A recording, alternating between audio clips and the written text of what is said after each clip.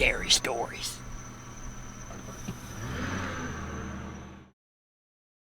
So this happened around a year ago. I was living in a large city in the UK, around a mile from the center. Although the area I lived in was nice, the city itself had a lot of crime. A teenage girl actually got stabbed to death on her way to school on a bus near my flat not long ago.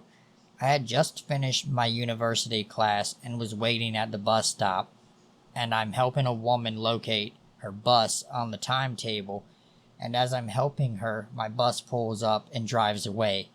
Just great.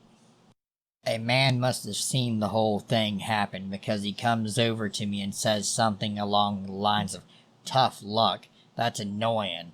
And I reply, "Yeah, typical," or something like that.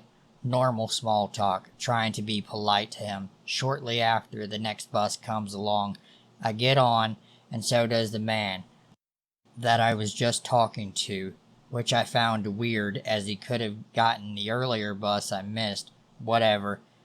I don't really think much of it, and I put my earphones in and continue on the 20-minute journey home.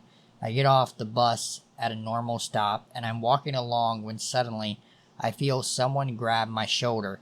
I flinch and instinctively push the hand away and look behind me. It's the man from before. I take my headphones out and he says, "Hey, beautiful, you got a man?"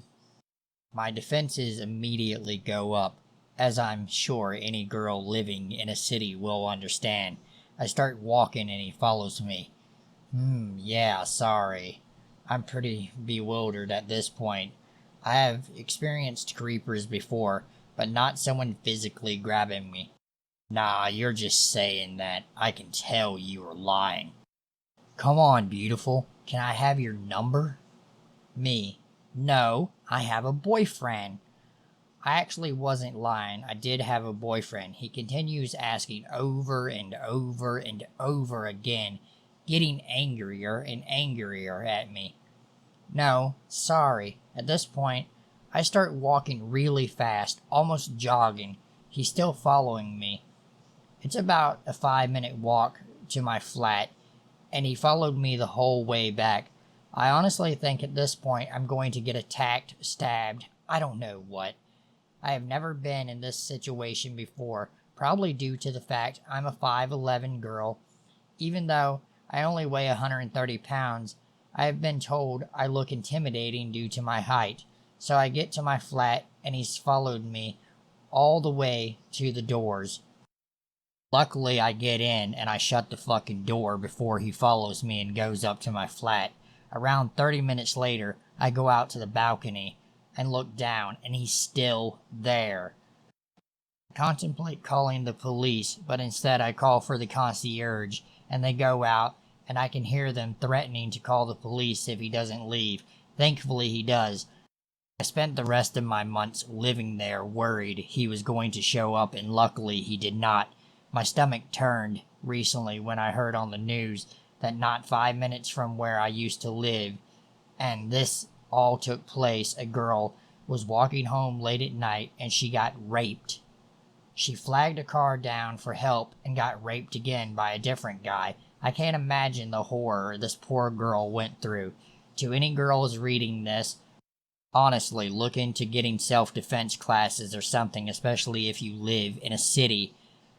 I'd really love to have karate chopped the guy in the dick, but seriously, I was lucky, and it could have ended a lot worse. I have no idea what this guy's intentions were. I don't know if he just wanted my number or if he had something more sinister in mind. Be wary with who you speak. I find with men harassing women in the street, if you completely ignore them, more often than not they will stop. If they don't, or they are getting physical, a loud noise will startle them, so you can run away. Invest in a rape alarm. Also, don't feel like you have to answer a person who is talking to you just to be polite in a situation like this. You don't owe them politeness. Your safety is more important.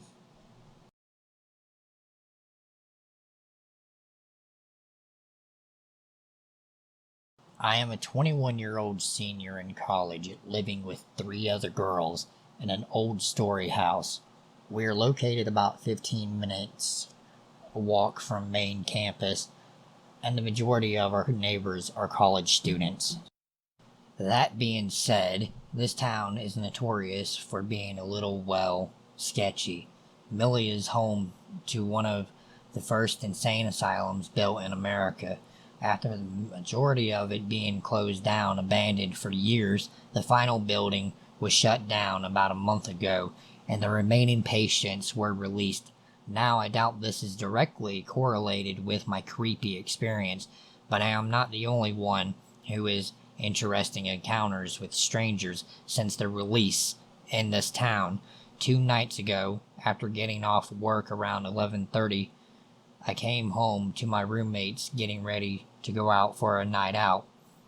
I realized how stupid it was, but we often had an open door policy, free for anyone to come over and visit as they please. We would lock the door at night, but the one time we forgot really came to bite us in the ass. Around midnight, I was hopping in the shower as my roommates were headed out the door. We said our goodbyes, and I told them I would be meeting up with them later. I had just stepped out of the shower when I heard what sounded like the front door slamming shut. I automatically assumed one of the girls had forgotten something, so I call out their names. No response. I then hear footsteps in the hallway. I call out again. No response. Fear and dread came over me, and I immediately grabbed my clothes and ran into my bedroom. I threw my clothes on, leaned my ear to the door, and waited in silence to hear if someone was in the house. I hear nothing. I decided that it must have been one of my roommates grabbing something and leaving again, so I head into the living room to get my phone. 6 missed calls, and it's still ringing. My roommate, Carrie, was on the other end. I answered and immediately could hear the panic in her voice. "Lee, are you in the house?" Me. "Yeah, Carrie, why?" "You need to get out. Sam drove by and said a man saw us walking through the front door. He called the police, but you need to leave." I shit my pants. Nothing was going through my head besides more adrenaline and fear. I wasn't sure of the man's intentions, but I sure wasn't going to wait to find out. While remaining on the phone with my roommate, I bolted out the front door and hid behind my car. I watched the house from afar, waiting anxiously to see any movement. My thought process was not at its finest at that point, and I realized I probably could have made smarter decisions. As my friend approached in a truck, I sprinted out from behind my car and jumped in the back of their truck. Just as I did, a dark figure scurried out into the woods, running in the opposite direction. I can only assume he had been inching closer to us as I was waiting for them to arrive. I screamed bloody murder, and we floored it out of there. I refused to go back into that house until the police arrived, and it had been triple checked. There were no signs of anything being touched or stolen, which makes me wonder what the man's intentions were. You can guarantee that I've locked my door every night since, and to the stranger who walked into my house while I was in the shower, let's not meet again.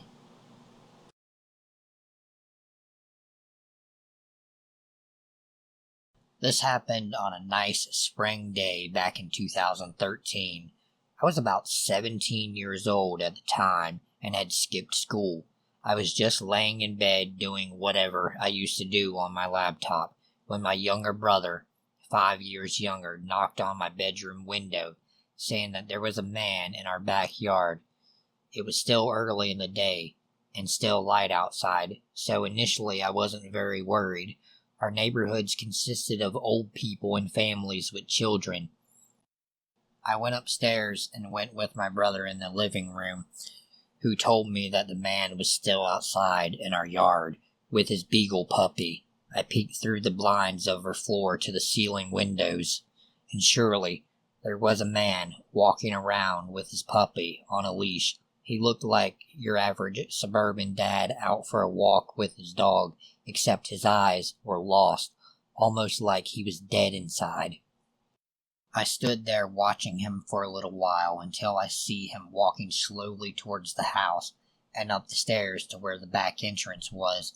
He was now on the porch, just meters from where I was standing, hiding out of sight indoors. He slowly walked to the door, looked through the window, and then proceeded to walk back down into the yard. At this point, me and my brother were starting to get scared.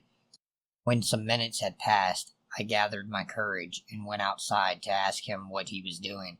At this point, I should mention that my sister, 8 years younger, had just gotten our second batch of rabbits, tiny baby rabbits that she loved more than anything. I say second batch because the first two vanished one day, leaving the door to the outdoor cage open. We figured that some neighborhood kids went to visit the rabbits and left the door unhinged. Thus the rabbits escaped. We later found one of them missing several body parts, lying on the bottom of our neighbor's basement stairs.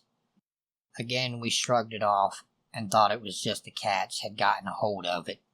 I opened the door, adrenaline pumping, and asked calmly if the man needed some help and what he was doing in our backyard. He calmly explained that he was just training his puppy and that it was a bird and a rabbit hunting dog.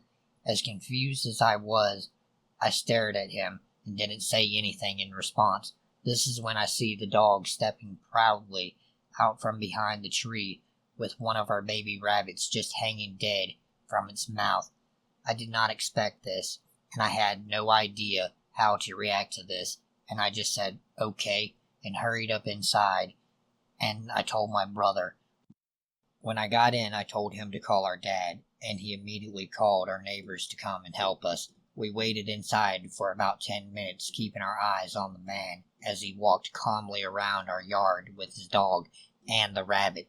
When our neighbor finally comes, he tries to escape through the back entrance. Our neighbors chase him around the neighborhood for a little while until he finally catches him. The police were called, and we found out that he had been training his dog all around the area for a couple of weeks, and a lot of rabbits were missing. He was finally submitted into a psychiatric ward for his ex-wife after some weeks. He got out after about a year or so, and my mom sees him around quite often. So yeah, strange rabbit man. Let's not meet again.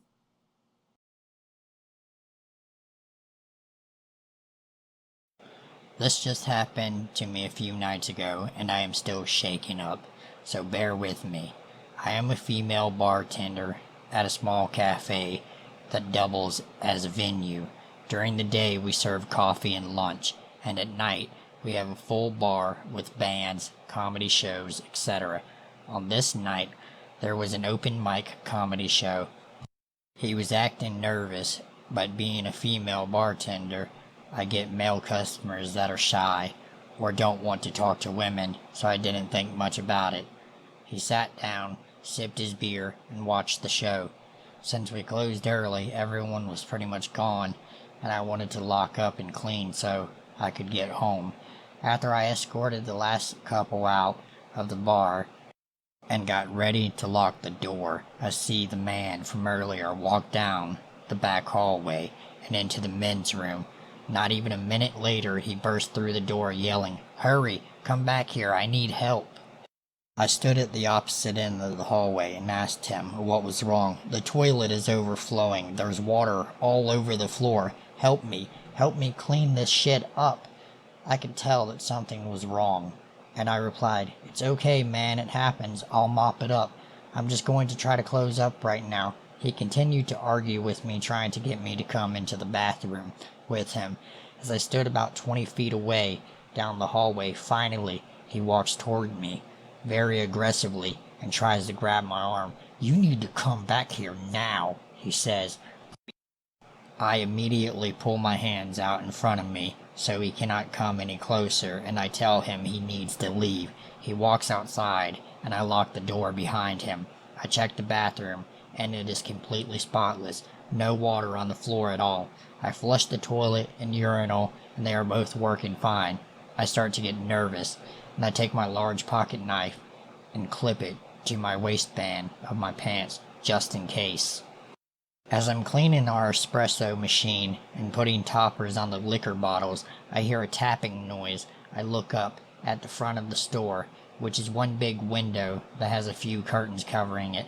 The same man is tapping on the window, waving at me and laughing like a maniac. I watch him walk over to the door and pull it. It doesn't open since I had it locked from after he left. He starts screaming and pounding on the glass, saying, "Open the fucking door. I'm going to fucking kill you." Fight over flight, and I walked around the counter, and about 6 feet from the door, I pulled out my knife and locked my eyes with him and yelled, "I'm calling the cops, get the fuck out of here." He smiled and walked out of view of the window. At this point, all of my adrenaline just crashed. I locked myself in the office and called 911 crying, explaining that I am alone and a man tried to lure me into the bathroom and was outside trying to get into the bar. I waited for an hour and a half. No police showed up. I called my boyfriend and he drove up to the shop. My manager watched the security cameras from home, making sure that the man didn't come back. I did the deposit and immediately drove home, my boyfriend following closely behind me.